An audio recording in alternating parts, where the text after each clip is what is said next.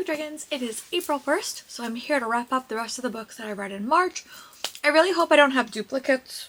To be very honest, I may have duplicates just because I did part of Face Off weekend and one in my first half, and then I did half a Face Off in this, so one book got doubled. I do apologize, but my stats should be correct. So I wound up reading 17 books in the month of March, which is actually my most that I read. I did have a few graphic novels that we're going to chit chat about for an average page count of 6,289 pages. I read 202 pages a day. Towards the end of the month, I was getting better at reading 100 pages a day, and I really want to keep that going. This week was a little bit tough because I had like a few things going on work-wise, but I want to make that a goal. My average page count was 369. That's a little bit elevated than I normally read because I was reading some chunkier books. My most genre was fantasy, which is actually super exciting. I had 3 books with 12 from authors I read before, and I hauled 14 books, which I have to add a couple of more today. 3 5 stars, 2 4.5 stars, 8 4 stars, 1 3.5 star, 3 3 stars for an average rating of 4.03. I had a really good reading month. I read 10 new releases, 4 backlist, 3 from last year. I read 11 physical, 3 audio, 2 mixed media, and 1 ebook. I started 7 series. I continued in 4. I completed 0. I caught up with 4. I read 6 standalone and 1 companion. I read 6 middle grade, 5 young adult, and 6 adult. I read 4 AUX, 2 from Audible, 2 from the library, 9 owned, and 0 from Everand. I read 1 romance, 6 fantasy, 2 thriller, 2 mystery, 2 fanro, and I think that's it. So let's get into the books that I read in the second half of March. March is the longest month without a break that we have. Actually, we're going to be pushing it closer when we hit like the end of, when we hit May, because it's going to be a longer stretch of time. So I did have 2 graphic novels I wanted to chit chat through. I did want to read Nordley book 2. I love this. I give this book 5 stars. This is the second book in the Nordley series, and I just love this graphic novel. I am really fond of this series. I wish it was on like KU to read, like on a graphic, like I could get it on my Kindle, just because I find I read books like that a little bit quicker and better. But I love the style in this, and it is translated from Norwegian, so I have to wait for the books to get translated, but I'm loving this series. Like, I really do like it.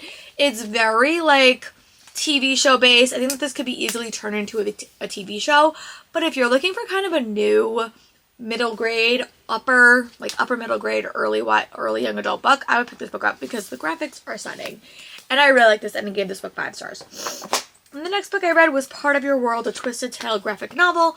I just read this. I got this from my book fair, so I was like adding stuff to that pile just to kind of get it read. And I gave this book 3.5 stars. The question is, what if Ariel had never defeated Ursula? And that's kind of what the Twisted Tales do. And they kind of like decided like what the story was. And I like this. I think I like the book a little bit better. But if you have like a reluctant reader, I think that these are great. I think the retellings are great, especially as a middle school teacher, but I think I'm going to put this in my library for my students. And then the next book that I read was A Very Novel Murder by Ellie Alexander. This was my first audiobook from this time of the month, or this second half of the month. I will attach a photo. Spin-off series to the Secret Bookcase Mystery series, and this is when they start their detective agency. I really like this book, and I gave this book 4.5 stars. There's going to be another mystery throughout this series that is connected. Like, the first mystery was about her trying to solve the murder of her best friend that was killed in a cold case they were investigating. This cold case is going to have to do with her boss and if he's really related to somebody. I don't want to give too much, but I really like this. I love Ellie Alexandra's cozy mystery series. I just found out that her 2 odd books that I read like physically are coming out as audio, so I'm going to add those to my YouTube queue, or my Audible queue, so I could read them when they come out. But I really like this. Gave this book 4.5 stars. And then the next book that I read is an audio or a physical book, but it's from the library, and it says The Undead Fox of Deadwood Forest by Aubrey Hartman. I will attach a photo of that book here as well. Spin-off series to the Secret bookcase mystery series, and this is when they start their detective agency. I really like this book, and I gave this book 4.5 stars. There's going to be another mystery throughout this series that is connected. Like, the first mystery was about her trying to solve the murder of her best friend that was killed in a cold case they were investigating. This cold case is going to have to do with her boss and if he's really related to somebody. I don't want to give too much, but I really like this. I love Ellie Alexandra's cozy mystery series. I just found out that her 2 odd books that I read like physically are coming out as audio, so I'm going to add those to my YouTube queue or my Audible queue so I could read them when they come out. But I really like this. Gave this book 4.5 stars. And then the next book that I read is an audio or a physical book, but it's from the library. And it says The Undead Fox of Deadwood Forest by Aubrey Hartman. I will attach a photo of that book here as well. Middle grade rec that I got from Leandra from the TBR Zero. She doesn't read a ton of middle grade or YA, so whenever a book pops for her, I do want to pick it up. She gave this book 5 stars. It was on her best books of the year list. I really like this book. It was very, very cute.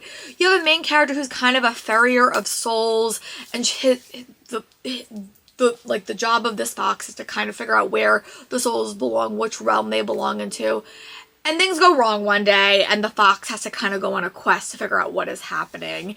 And it was just a very, very beautiful story. Like, I loved it. I really hope we get a second book. Dealt with grief and loss and finding your place in the world, and I just really, really liked it. It was very, very animal focused with talking animals, and I just loved it. I really want to see if my librarian could get a copy of this for the library, because I just thought it dealt with so many issues, and I really enjoyed it. I gave it 4.5 stars. And the next book that I read was Graceless Heart by Isabel Ibanez. I gave this book 3.5 stars. I am going to keep it because it is signed to me, but I just struggled with all the point of views in this story. This I definitely say is probably more a fantasy and less of a fantasy romance. And that's probably why this came in my fantasy book, because it does have a romance, but I feel like the romance is so subtle in this book. And it had a ton of characters in this story, and I think the romance got a little bit lost in the details. But I'm happy that I read it. I am going to keep it because it's a pretty, like, stunning addition for me. But I felt really disconnected from the characters in the story. But I'm happy that I'm prioritizing my books that I got recently. This is the one that I am happy that I read, and I will be keeping it. And I will definitely read book 2 in this series. I just hope book 2 in the series, like, focuses on a smaller amount of things and kind of doesn't expand the whole world, because I think the romance got lost in this book for sure. And then the next book that I read was a reread, and I finally read A Court of Thorns and Roses by Sarah J. Maas. I listened to the graphic audio of this. I gave this book 5 stars. I really do like this series, like, quite a bit. This is a book I read a while ago, and I just never continued. And then when I saw the announcement for ACOTAR 6 and 7, I really feel like I should probably prioritize this book. So I want to read book 2. I want to get into that book. I know that this book ended on quite a cliffhanger, so I really should move on and, like, read more. I just haven't had the time yet, but I did like this when I read it, and I really did like the graphic audio. So this one was a 5-star read for me as well. And then the next book that I read was The After Myth by Tracy Wolff. I'm going to give this book 3.75 stars. This is actually a middle grade, which is like a middle grade God story about schools and a trial and a competition, which was perfect for Realmathon. But yeah, I like this. I felt like the pacing in this book was like a little bit off. There were 2 characters, they're twins, there is houses, very like HP coded. But I just liked it. I enjoyed it. It was a quick read. There was a mystery that I kept reading for.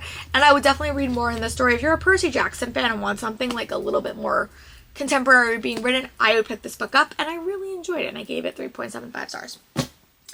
And then the last book that I read last physical book I read was The Geo-Magician by Jennifer Maudlin. I gave this book 4.5 stars. I really like this. This was such a cute, cozy fantasy book, and it had enough elements that kept me entertained.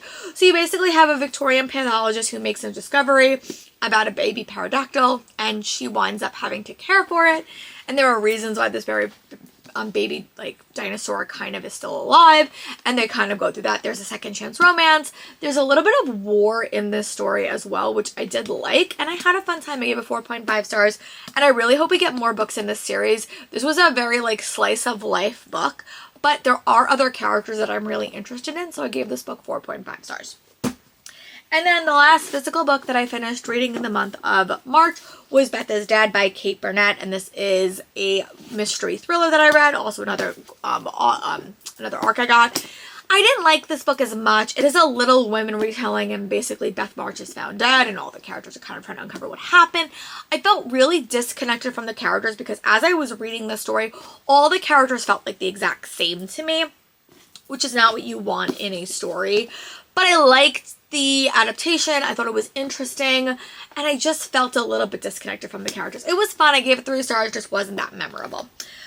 I also spent a lot of this month watching a couple of things. I will talk about it a little bit briefly.